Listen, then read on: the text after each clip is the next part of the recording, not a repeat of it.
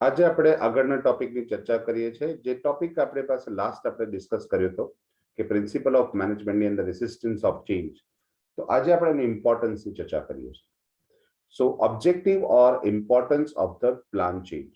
શું પરિવર્તન આવી શકશે, એનું મહત્વ શું છે, પ્લાનમાં પરિવર્તન કરીએ, આયોજનમાં પરિવર્તન કરીએ તો એનું મહત્વ શું છે.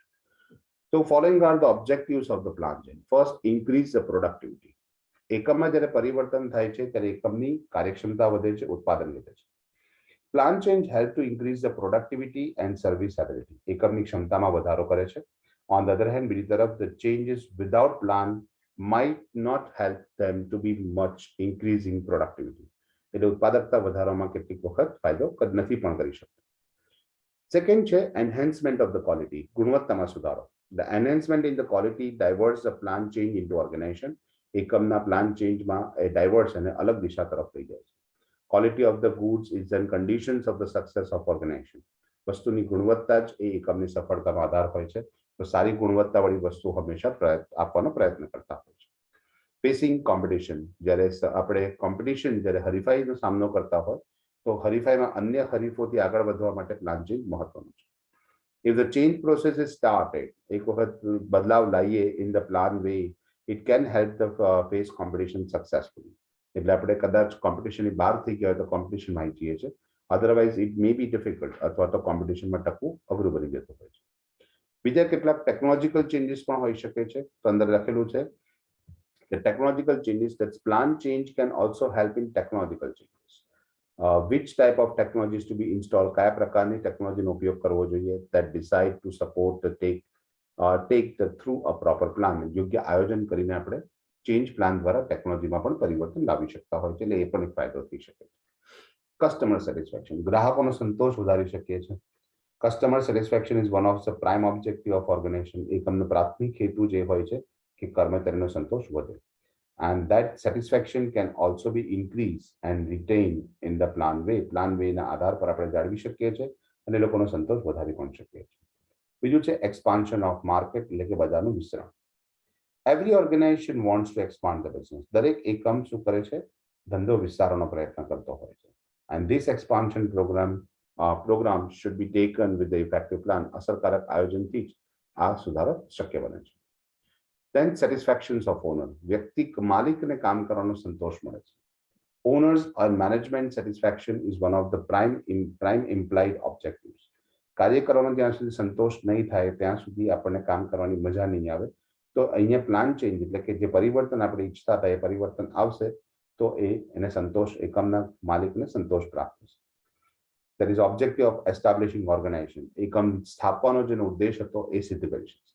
This objective may be achieved and it is a type to be plan way. અને આયોજનબદ્ધ રીતે એને પ્રયત્ન કરે છે કે આમાં પરિવર્તન લાવી શકીએ. નેક્સ્ટ આપેલું છે comparing with the loss. Suppose કોઈ કાયદાનું ઉલ્લંઘન થતું હોય તો હવે કાયદાનું પાલન થવા માંડશે. Some changes take place in the compliance with the law provisions. કેટલાક પરિવર્તનો કાયદાકીય અનુસંધાનમાં જ લાવવામાં આવેલા હોય છે.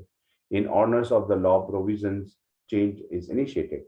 એટલે કાયદામાં પરિવર્તન આવવાને કારણે જ કેટલાક પરિવર્તન આપણે કરતા હોઈએ છીએ. Development of the man power. માનવ શ્રમનો વિકાસ.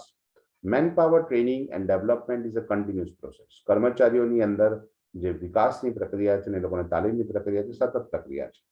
If this process is undertaken in a plan way, અને જો આ કાર્ય એ લોકો પદ્ધતિસર કરવામાં આવે, બદલાવ લાવીને કરવામાં આવે, that can help the organization to gain long term benefits. એકમને લાંબા ગાળા સુધીના લાભ મળી શકતા હોય છે. કેટલાક બીજો પરિબળ આપણે લઈએ કે various factors responsible for the resistance of change. કેમ કેટલાક એકમમાં લોકો જે છે જે રેસિસ્ટન્સ ઓફ ચેન્જ એટલે કે બદલાવ નથી ઈચ્છતા. તો લખેલું છે કે બીજી રીતે જોઈએ તો change is not always easily accepted. પરિવર્તન સામાન્ય રીતે સ્વીકાર્ય નથી હોતા. કેમ? So when organisation want to introduce some changes, જ્યારે એકમ કોઈ પરિવર્તન ઈચ્છતી હોય ત્યારે may be the resistance of the to such change. આવા પરિવર્તનોથી કેટલાક લોકો ડરતા પણ હોય છે, અટકાવતા પણ હોય છે. There are the many factors responsible for resistance of change. આ રેસિસ્ટન્સ ઓફ ચેન્જ માટે ઘણા પરિબળો જવાબદાર છે. These factors may be the individual or organizational. એકમને લગતા પણ હોઈ શકે કે વ્યક્તિગત લગતા પણ હોઈ શકે છે. There are discussed as under એ નીચે આપણે જોઈએ તો પહેલું પરિબળ છે વ્યક્તિગત પરિબળો કયા કયા હોઈ શકે individual factors that is a problem of adjustments સામાન્ય રીતે વ્યક્તિ એડજસ્ટ નથી કરી શકતો નવી પદ્ધતિ સાથે કેમ કે જૂની પદ્ધતિમાં એ ગોઠવાઈ ગયેલો હોય છે This is the most important factors for the resistance of change. બદલાવ માટે સૌથી મહત્વનું પરિબળ છે. Every Indian individual wants to maintain the some sort of equilibrium. થોડા ઘણા સમયગાળા પછી એ પોતે પોતાની કાર્ય પદ્ધતિમાં દિનચર્યામાં ગોઠવાઈ ગયો છે. He prefer to maintain the status quo, that is એક ચોક્કસ પદ્ધતિમાં ગોઠવાયેલો હોય છે.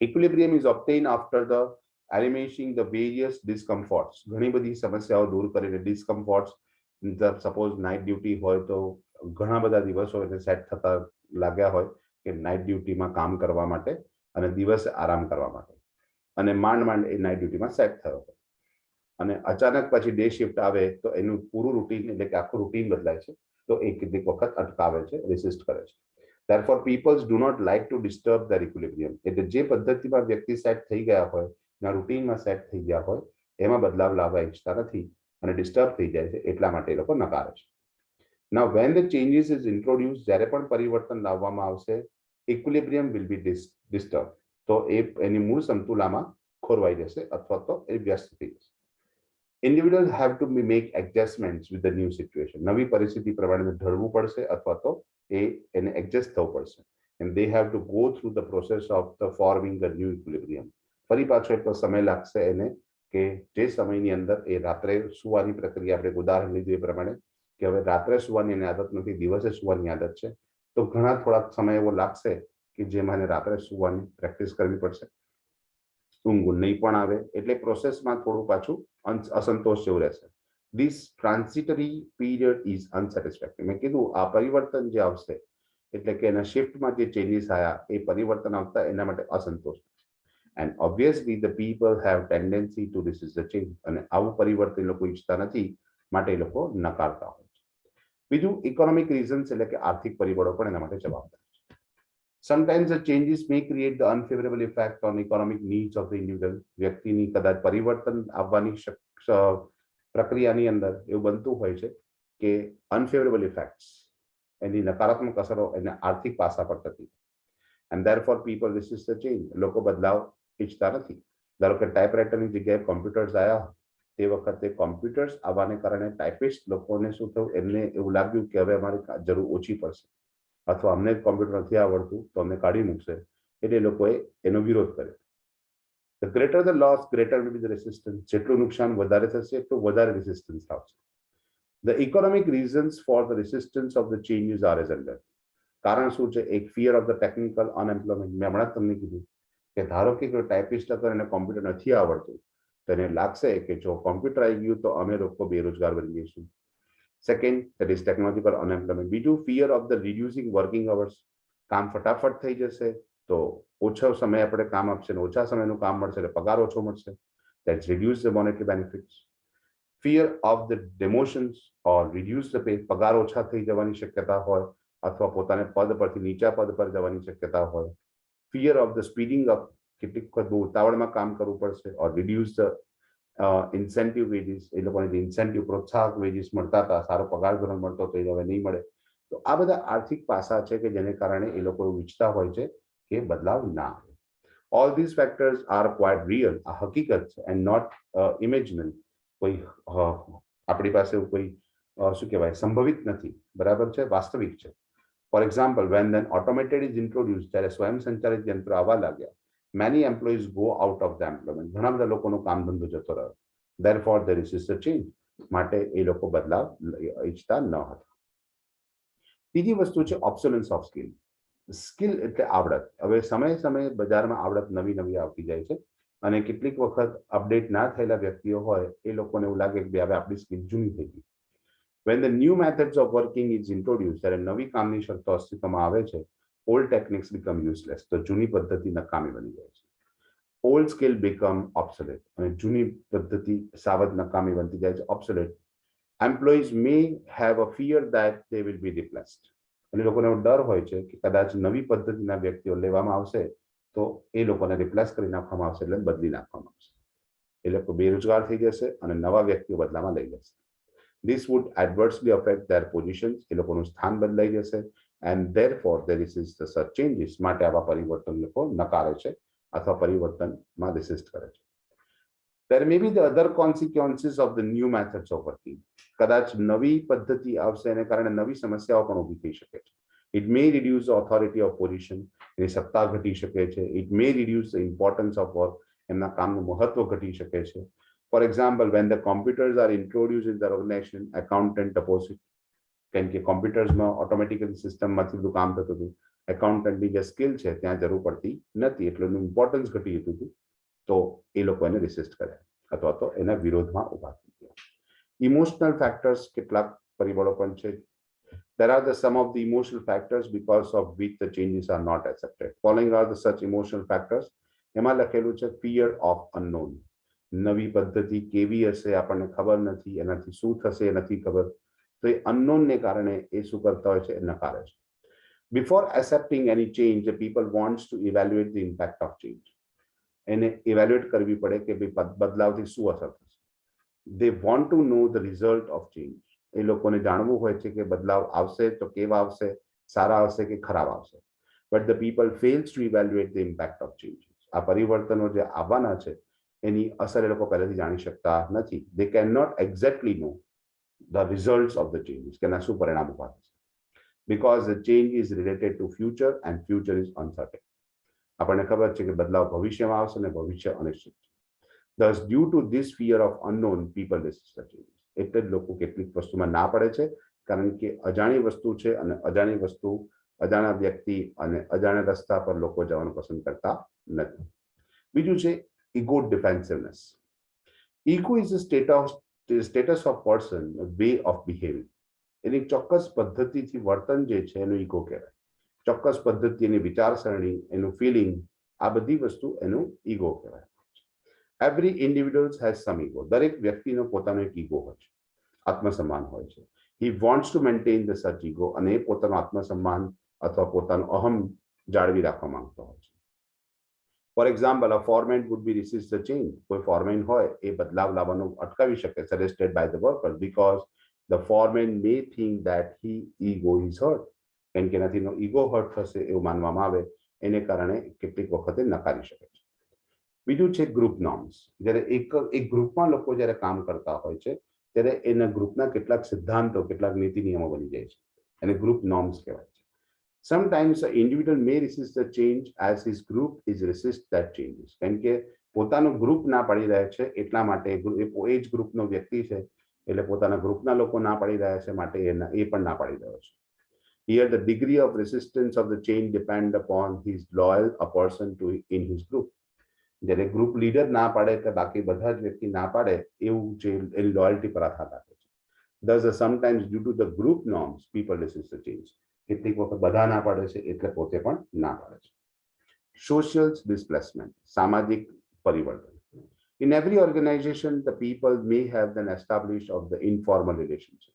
દરેક એકમમાં શું થતું હોય છે, એક અવૈધિક સંબંધો બની ગયા હોય છે.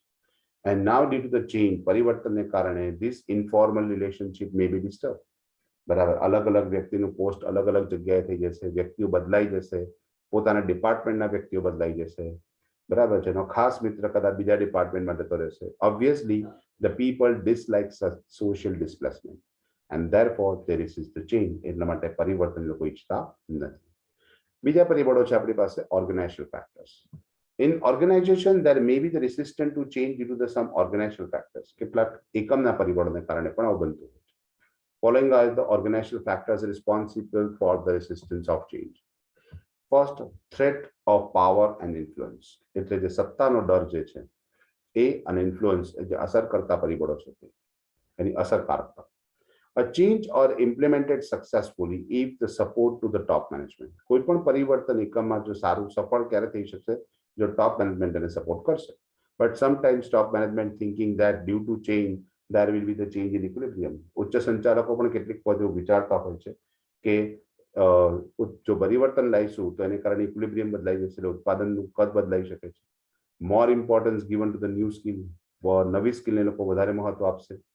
There will be the resistance with the power and influence. પોતાની સત્તા ઓછી થઈ જશે, પોતાની અસરકારકતા ઓછી થઈ જશે. Obviously the racist the change, એટલે કેટલીક વખત એકમમાં સંચાલકો પણ શું કરતા હોય છે, પરિવર્તન ઈચ્છતા નથી હોતા. બીજું છે એકમનું માળખું એટલે કે organisation structure. Some type of organisation structure are resist. કેટલીક વખત એકમનું જે માળખું છે એ બદલાવ અટકાવે છે. For instance the bureaucratic structure of the organisation, એકમનું જે માળખું છે, લાઇન ઓફ કમાન્ડ એટલે કે જે હુકમની વાક્યતા છે, એટલે કે હુકમ આપવાની પદ્ધતિ છે, જોબ્સ આર ક્લિયરલી ડિફાઇન્ડ, એકબીજા સાથે કયો વ્યક્તિ કયું કામ કરે છે એ સ્પષ્ટતા હોય છે. This structure is very rigid, આનું આ માળખું જળ હોય છે. And therefore there is a no scope to be introduced change, અને આ માળખામાં કોઈ પરિવર્તન થતું નથી. Obviously the changes is not accepted easily, એટલે કે જ્યારે પણ કોઈ પરિવર્તન આવશે તો એ આવું પરિવર્તન સ્વીકારવા લોકો તૈયાર નહીં થાય એના માળખાને કારણે. ત્રીજો પરિબળ આપ્યું છે રિસોર્સિસ કન્સ્ટ્રેન્ટ. કયા કયા આપણી પાસે સ્ત્રોતો છે એ સ્ત્રોતોની વાત આવે. રિસોર્સિસ આર ઓલવેઝ લિમિટેડ, આપણી પાસે સ્ત્રોતો હંમેશા મર્યાદિત રહેવાના. Some organisation feel more resources constraint than others, એ લોકોને એવું લાગે છે કે વધારે સ્ત્રોતોની જરૂર પડશે. The introductions of change required additional investment, કેટલીક વખત આપણે પરિવર્તન લાવીશું તો પરિવર્તનને કારણે મૂડીરોકાણ કરવું પડશે. And at least in the beginning, શરૂઆતમાં તો કરવું જ પડશે. But if the organisation has a very limited resources, જો નાણાકીય સ્ત્રોતો કે અન્ય સ્ત્રોતો બહુ મર્યાદિત હોય તો એ લોકો પરિવર્તન ઈચ્છતા નથી. It will resist the changes. બીજું છે સંક કોસ્ટ એટલે કે ભંગાર કિંમત. હવે એકમમાં જ્યારે પરિવર્તન લાવીશું, નવી પદ્ધતિ લાવીશું તો જૂની પદ્ધતિને ક્યાં મૂકીશું, જૂના યંત્રોને જૂના સાધનોને ક્યાં મૂકીશું, અને એ બધું ભંગાર બની જશે. So organisation has invest a huge amount of the fix assets and other resources. અંદર સ્ત્રોતોમાં અને ફિક્સ એસેટમાં ઘણું બધું મૂડીરોકાણ કરવું પડે છે. The cost of the sunk is fixed assets can be recovered only when they are used in production. હવે જે બધું સાધનો નકામા પડી રહેવાના છે, જો ઉત્પાદન કાર્યમાં ઉપયોગમાં લેવાય તો એની પડતર આપણે વસૂલ કરી શકીએ. If the management brings some changes, એકમ પરિવર્તન લાવશે and this asset become useless, અને આ મિલકતો જો નકામી બની ગઈ, the skill of the people may also become obsolete, તો એ યંત્રોનો ઉપયોગ એ યંત્રો પર કાર્ય કરતા વ્યક્તિઓ પણ નકામા બની જશે.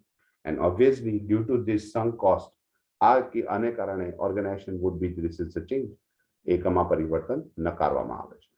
નેક્સ્ટ ટોપિક આપણી પાસે છે how to overcome the various resistance of change. એની ચર્ચા આપણે નેક્સ્ટ લેક્ચરમાં કરીશું. બાય.